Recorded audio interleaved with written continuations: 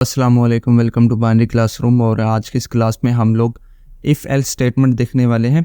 Last lecture में हम लोग इफ़ स्टेटमेंट्स को देख चुके थे कंडीशनल लॉजिक्स वाले चैप्टर में, लेकिन वहाँ आप लोगों को एक दिक्कत पेश आई थी जब हम प्रोग्राम कर रहे थे। और हम लोगों ने देखा ये था कि अगर कंडीशन मेरी ट्रू हो जाती है दैन तो मेरे जो स्टेटमेंट्स है वो एग्जीक्यूट होते थे, लेकिन अगर कंडीशन मेरी फॉल्स हो जाती थी तो देखा था हम लोगों ने कि स्क्रीन पर कुछ भी प्रिंट नहीं होता था। तो वो एक सबसे बड़ा उसका ड्रॉबैक है कि अगर कंडीशन फॉल्स हो जाती है तो वो उसको हैंडल नहीं कर पाता। तो उसी चीज़ को हैंडल करने के लिए इफ़ एल्स स्टेटमेंट बनाई गई। अब इफ़ एल्स स्टेटमेंट क्या है, इसमें भी हम लोग बेसिक अपनी 5 या 4 चीज़ें पढ़ेंगे। पहले हमारी डेफिनेशन और उसके बाद उसका सेंटेक्स के बाद फ्लो चार्ट के बाद एक हम छोटा सा प्रोग्राम देखेंगे। सो पेपर में भी आप लोग बिल्कुल इसी तरह से लिखेंगे। अगर इस तरह से नहीं लिखेंगे मुमकिन है कि आपके जो एग्जामिनर है वो आपके मार्क्स काट सकता है। सो इफ़ एल्स स्टेटमेंट को पढ़ लेते हैं एक दफ़ा। ये बिल्कुल सेम है इफ़ स्टेटमेंट की तरह, बट यहाँ पर यह है कि अगर हमारी कंडीशन ट्रू हो जाती है देन भी कुछ ना कुछ स्टेटमेंट जो है वो एग्जीक्यूट होंगी।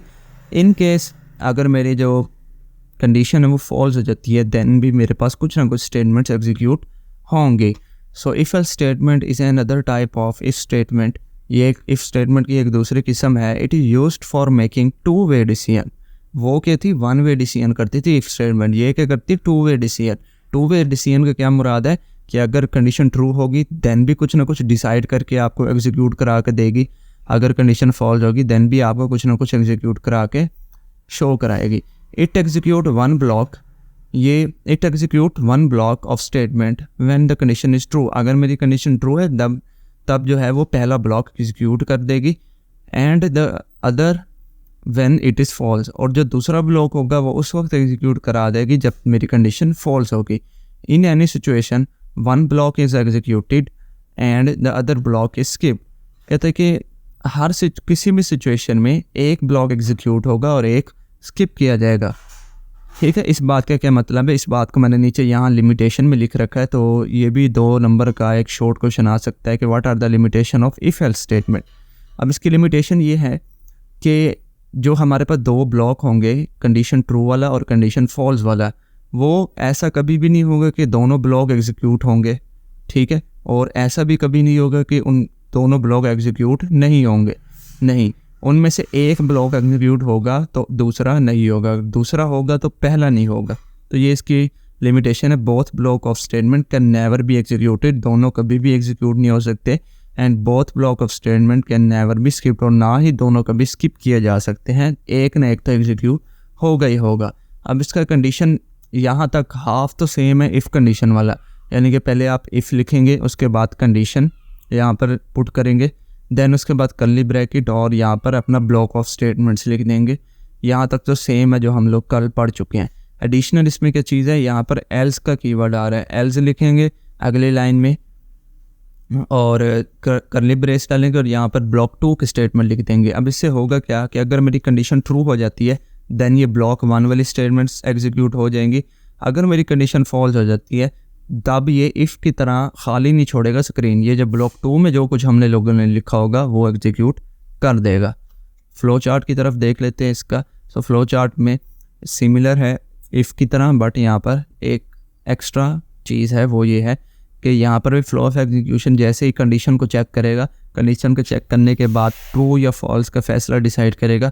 अगर तो मेरी कंडीशन ट्रू आ जाती है देन ये मेरा पार्ट एग्जीक्यूट हो जाएगा, और अगर मेरी कंडीशन फॉल्स हो जाती है देन ये मेरा लेफ़्ट हैंड साइड वाला पार्ट एग्जीक्यूट होगा, और दोनों फिर आके एक जगह मिलकर नेक्स्ट फर्दर एग्जीक्यूशन की तरफ चले जाएंगे।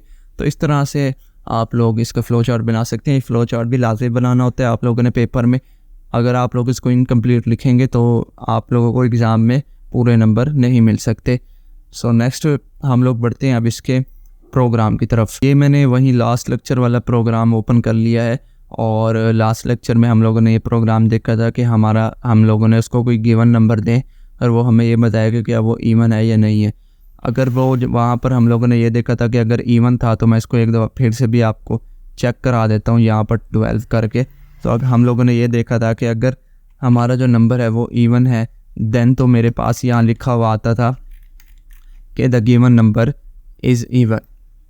लेकिन जब मैं इसको ऑड नंबर कर रहा था, यानी कि कंडीशन को मैं फॉल्स कर रहा था खुद ही जानबूझ के, देन मेरे पास यहाँ पर कुछ भी नहीं लिखा हुआ रहा था, खाली स्क्रीन आ रही थी। तो इसी चीज़ को हम लोगों ने आज इसी वीडियो में हैंडल करना है।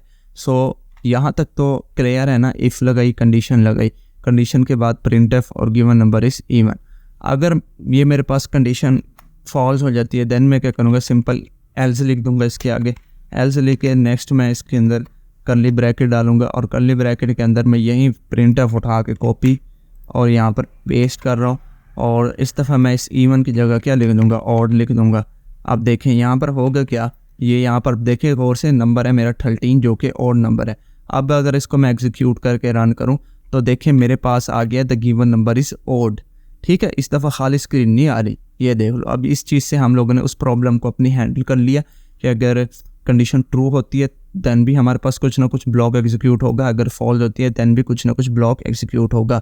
मैं इसको आपको दोबारा 12 करके भी दिखा देता हूँ कि ये वाली भी एग्जीक्यूट हो जाएगी। ये देखें, अब देखें इस दफ़ा कह रहा है the given number is even. So इस तरह से हम लोग जो है इस चीज़ को हैंडल कर सकते हैं कि ट्रू होने पर भी कुछ ना कुछ हमें आउटपुट आए और फॉल्स होने पर भी कुछ ना कुछ आउटपुट हमें नज़र आए। और आप लोगों ने यहाँ ये भी देख लिया कि हमारे पास दोनों जो स्टेटमेंट है वो एग्जीक्यूट नहीं हुई, यानी कि ये भी प्रिंटफ और ये भी प्रिंटफ इकट्ठे एग्जीक्यूट नहीं हुआ। जब ट्रू हुई तब ये हुआ, जब फॉल्स हुई तब ये हुआ। ठीक है ना। तो ऐसा भी कभी नहीं होगा कि दोनों स्टेटमेंट एग्जीक्यूट हो जाए और ऐसा भी कभी नहीं होगा कि दोनों स्किप हो जाएं। सो ये थी हमारी आज की वीडियो। अब एक इसमें भी एक दिक्कत है, वो ये है कि अगर हम लोगों ने मल्टीपल कंडीशंस चेक करनी हो, यानी कि एक कंडीशन अगर ट्रू होती है उसके बाद एक दूसरी कंडीशन चेक करनी हो, या अगर कोई कंडीशन फॉल्स हो जाती है उसके बाद एक तीसरी कंडीशन चेक करनी हो, दैन हम लोग इसको किस तरीके से हैंडल करेंगे। सो उस तरीके को हैंडल करने के लिए हम लोग नेक्स्ट लेक्चर में बात करेंगे उस तरीके को किस तरह हैंडल किया जाता है। फ़िलहाल के लिए इस वीडियो में इतना ही। चैनल को अगर बगैर सब्सक्राइब किए देख रहे हो तो चैनल को भी ज़रूर से सब्सक्राइब कर दें, वीडियो को लाइक कर दें। सब्सक्राइबर्स हमारे बहुत कम है तो जल्दी से सब्सक्राइब करें लाजमी से। मिलते हैं किसी नेक्स्ट वीडियो में, तब तक के लिए।